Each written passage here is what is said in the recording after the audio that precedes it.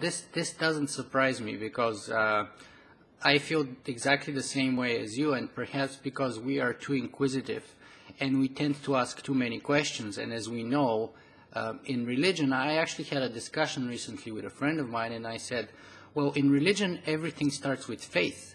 In science, I believe, and in philosophy, everything starts with doubt. Everything starts with a question, right? So they're almost the antithesis of each other, right? The scientific method, philosophy, the love of wisdom, and religion, they're starting from diametrically opposed points of view. And if you're starting with, like, what is the question that I should be asking, then I can see how naturally everything flows from there. Yeah, and I am a little bit offended and a little bit saddened by those who attempt to force coherent worldviews and attitudes when they think that science and religion can be peacefully coexisting. I think that their struggle, which must be continuous and self-imposed, masochistically really, to maintain an honest outlook, is useless. It shouldn't be that way, and it is not that way for those who release themselves from the shackles of dogmatism. Let me ask you this, though, because I recently read Sonia Arison's book, 100 Plus, and I interviewed her for this podcast, too.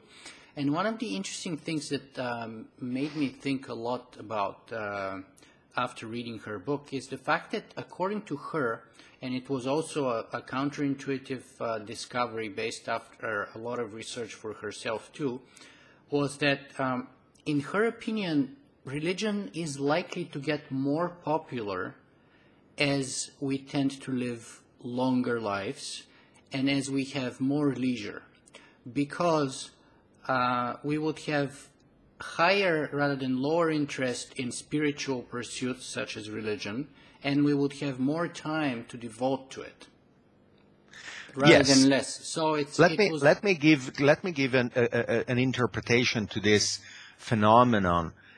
Which, as you say, would look counterintuitive to people like us. Religions are very good at survival, and they had thousands of years to meet and overcome challenges to their continuity. So they keep adapting, and they keep they colonize the minds of the vulnerable by giving them tasks that dress themselves as useful, and basically that is what is happening. Religious organizations are very good at using modern technology, of using web sites and podcasts and translating texts in hundreds or actually thousands of languages, evangelizing and popularizing their positions. So people who have a lot of time and who are not educated to find better things to do with their time are going to find an infinite number of activities that per definition will be called good and fruitful activities, because that is the way they will be termed by the religion itself.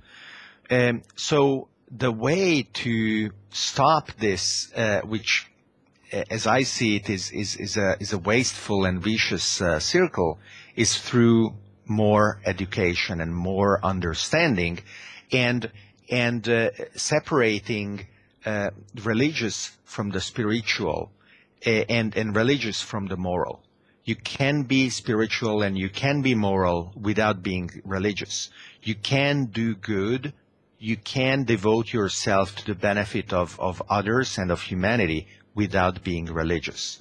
So it is a challenge, if you wish, to secular organizations to secular foundations, to secular goals and tasks, to make sure that this immense potential of human desire to do good is used in manners that are less wasteful. Let me move on to another topic which I know you're also an expert in and which is very near and dear to your work, and that's the Internet of Things. So let me start with this. What is the Internet of Things? The Internet is a network of networks that is extremely resilient and adaptable and rich, but it is based on a series of very well-designed protocols that enable various computers to communicate with each other. So the Internet of Things is also a network of networks. Instead of having traditional computers as nodes, it can have anything as nodes of these networks of networks. Why would anything be connected to this new type of network? Well, there are many reasons, both technological and economical, and even reasons of design and usability. As computers become more and more miniaturized, they reach a point, and they have just reached it, where their fundamental design principles have to change. Currently, we have incredibly powerful computers in our pockets. We call them mobile phones, but they are just universal computers. And this is the last generation of these units that can be thought of as they have been thought of for many decades. Because in the next generation, after having been billions around us, there will be tens of billions, then hundreds of billions, then thousands of billions.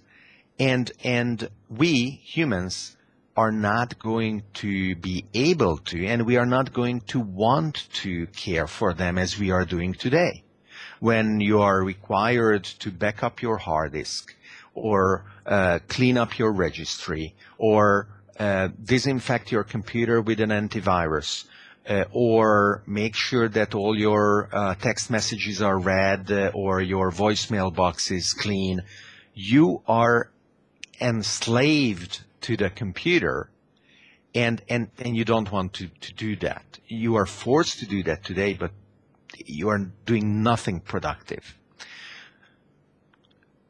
So it is not only not going to be possible, because if you do that very, you are not happy about it, but you do it with your personal computer and maybe with your phone, and you download the photos from your digital camera to your computer, which is your digital camera is a computer too. Well, when you are going to have hundreds or thousands of objects around you, you don't want to do it. So these units will have to communicate, configure, manage, and even deploy and replace themselves completely by their own.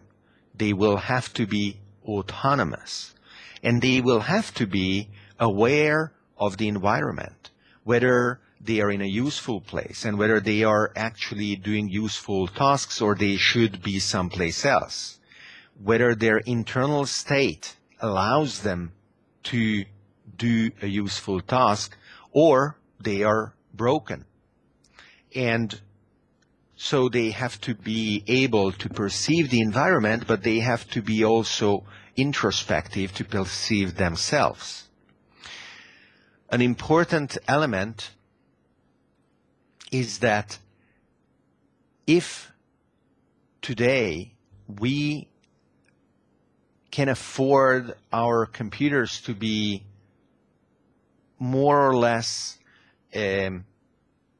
friendly to us, but certainly unfriendly to the environment, in a future with the Internet of Things, we will have to design not only units that are autonomous, introspective, aware of the environment, but they will have to be ecologically sound. Even more, they will have to be biocompatible, because, as Ray says, we are going to have billions of them inside of our own bodies, and they will have just to be designed so that they can live both in the natural environment and in our bodies as they are today. So it is quite fascinating that companies like Intel and Cisco and many others have roadmaps that they are very reliably walking on, engineering-wise, to step-by-step design elements of the forthcoming Internet of Things. Yeah, and I remember during my time at Singularity University and during the visits at at Cisco, for example, they were giving us number like 50 billion in only 2 or 3 years, and then I've heard numbers like 7 trillion from the Intel roadmap. Correct. And so on. But let me ask you this, about the implication of such a powerful technology.